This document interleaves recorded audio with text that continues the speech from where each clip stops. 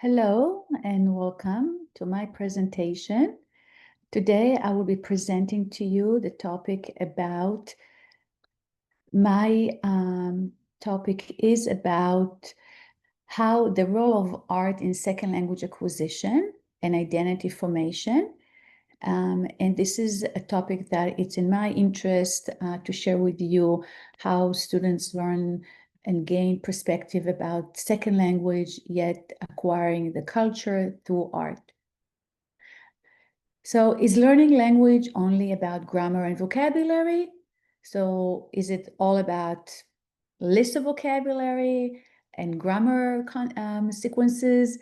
So when we teach language, we often focus on conjugation and syntax, rules, vocabularies, but language learning is fundamentally about meaning making and cultural understanding and identity negotiation.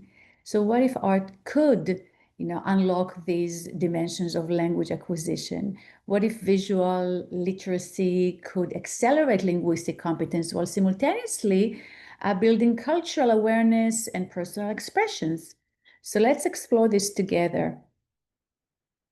Language learning, it's far beyond words, yes? So a second language acquisition, it's not just words and list of vocabulary.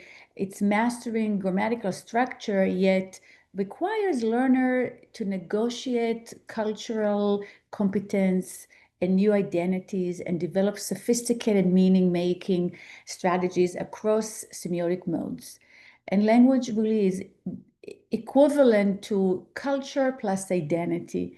Every language, carries its own cultural values, social norms, and worldviews that really shape how speakers perceive and express reality. Art is a semiotic bridge. So visual art provides, pathway for comprehension, connecting some abstract linguistic concept to something more concrete and sensory, and brings it into the visual of patterns in the language and understanding language through the eyes of an artist to its historical era. And visual makes concept more concrete. So images activate, schemas and provide contextual anchors and makes cultural narratives accessible for learners at all proficiency levels. And we can explore in different proficiency level what we can do with art and how it can be accessible for any language learners.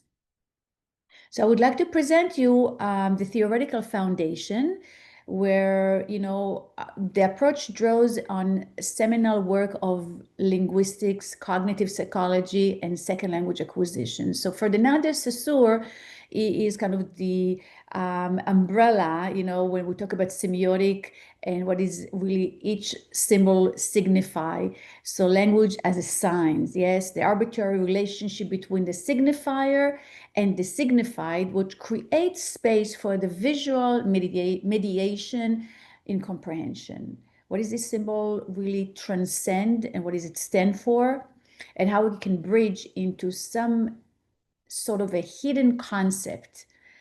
Lev Vygotsky is a sociocultural theory focused on learning that occurs through social interaction and cultural tools.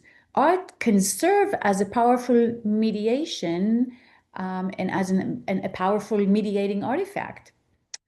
Claire Cramsch, which is talks about the second language acquisition, how we acquire cultural competence and negotiate identity. And identity in language learner constantly negotiate between their first language to the second language, and how is it applying to the cultural identities. So art is a tool that can provide some sort of a safe space for exploration and for interpretation. So within this framework, we're going to look at the various artists and how they frame their canvases. Why use art in language teaching? So visual art offers some unique affordance for language learners, unlike textbook exercise or grammar drills that are quite boring. So artwork can present rich and very authentic cultural artifact that invites the learner to interpret it, to create dialogue and create their own personal connection. So it's a mirror to a cultural history. It evokes some emotions and memory, or maybe triggers some, memory, encourages a dialogue and self-expressions. So in the work of Marc Chagall, we can see that one of his very famous painting, I Am the Village, it's a Jewish heritage and very symbolic memory. And Marc Chagall kind of infused his canvas with memories of his Jewish, upbringing in Vitebsk, Belarus, and what his dreamlike composition blends some folk tradition, religious symbolism, the type of life he lived in the village, and it creates a visual language that transcends its geographical boundaries. So in a classroom, we can describe the spatial relationship and the dreamlike imagery. We can explore symbolism and cultural memory. We can discuss displacement and homeland. We can discuss village versus the city, urban versus rural. We can compare folkloric tradition across cultures. So this is one example. Another example is Pablo Picasso. He used this Guernica, very famous painting, as a political symbolism and a universal suffering. So this painting struck, it's a black and white palette and with very fragmented bodies and anguished figures that create some sort of a universal language of a trauma that resonate across cultures. So for language learner, Guernica provides a vocabulary for discussing conflict, emotions, social justice, traumas, what it evokes in each one of, person. So in classroom, we can build an emotional vocabulary such as, terror, chaos, anguish. We can practice narrative construction from visual cues. We can explore historical context and political art. And this is a good way also to maybe look at some graffitis, discuss universal human experience. So student can hook certain vocabulary while they see these images, and that maybe help them to start a conversation, to build some sort of a linguistic form associated with the painting. The next artist is Frida Kahlo, which she talks about mixinidad and identity resilience. As a woman, she's showing through her canvas of resilience and how she transformed the personal pain into a very powerful statement about her identity, the gender, and cultural belonging. So in her self-portrait, in all of her painting, you can see how she navigates the borderland between indigenous Mexican heritage and modern influences. She kind of creates these visual narratives of hybrid identity that resonate deeply with language learner because they negotiate, their own identity with the learned language, with their target language. So in a classroom, we can explore the vocabulary of identity and belonging. We can discuss cultural symbols and their meanings. We can reflect on personal identity negotiation. What does it mean for me as a learner to negotiate my identity, how my identity is evolving, growing, changing? What do I learn about other cultures? And practice comparative culture analysis. It's my culture versus the learned culture. And express some personal narratives through visual metaphors. The last, and not the least, another example of an artist, Pizarro, which he was a kind of an outsider. His identity reflect being an outsider and a social critique. So Camille Pizarro, which he was born to a Jewish family in the Caribbean, it brought the outsider perspective to the French Impressionism. So his position as a Danish Jewish immigrant in Paris gave a very unique insight to the social hierarchies, urban transformation, the lives of working people.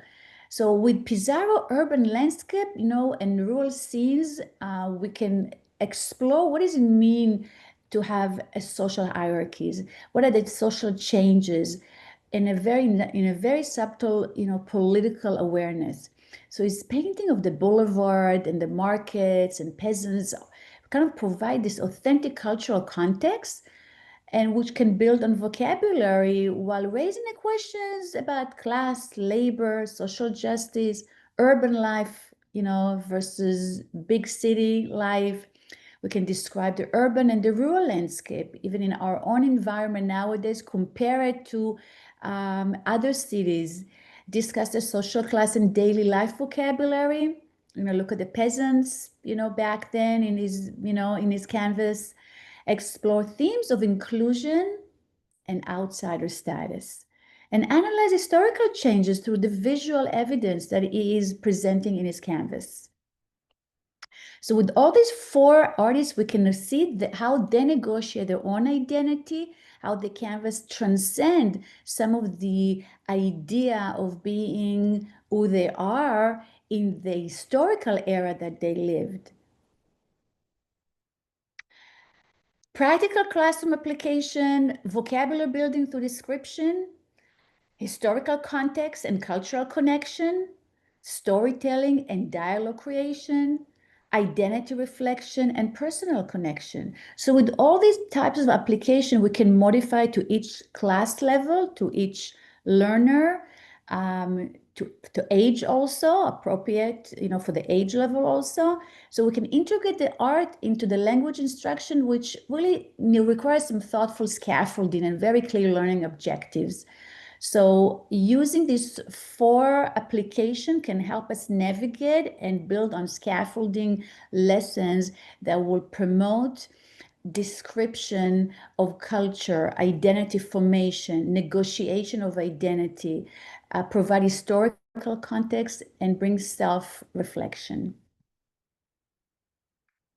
Assessing art integrate language learner can be in various ways. I suggest portfolio assessment, where students compile collection of their art-inspired work. We're demonstrating, the growth over time, their analysis, their written reflection, and what they gain through the exposure to art. Can be to peer evaluation, learner provide constructive feedback, of classmates, performance-based tasks, students present their art creation, and that can be presenting an art of their choice and their reflection and explain their choices in the target language, applying learned vocabulary and grammatical structure in a creative context. Navigating art integrated SLA can have some challenges, but there are solutions for that. If it's a curriculum constraint, so how do we align some art project or art exposure to the existing thematic units, use art as a pre-reading activity, a comprehension tool, or a creative response to a content. The challenges can be resources scarcity, but there's a leverage of everyday digital resources, and there's a lot of archive that there are open archive that we can access, to museums, a lot of the artwork, current exhibit, and so forth. How we can assess, and be more reflective. So I suggest rubric. Rubrics can develop a very clear rubric that prioritizes the linguistic features, if it's a vocabulary, the grammatical accuracy, the communicative function, which they encourage the student to be more, aware of what is expected from them, and encourage student self-assessment and a metacognitive reflection. Technology integration is very important. So as I said before, there's a digital art and design tools. There are lots of apps that student can use also. There's a virtual museum experiences that also is accessible, and world-class museum offer, access to their galleries from anywhere. And collaborative online platform, which you can collaborate between different institutions, different libraries, different schools, different classes, which can also enhance the learning of a language. The canvas of language, the key takeaway and our vision forward should be engaging and expressive learning, identity and cultural bridge, and innovative and accessible pedagogy.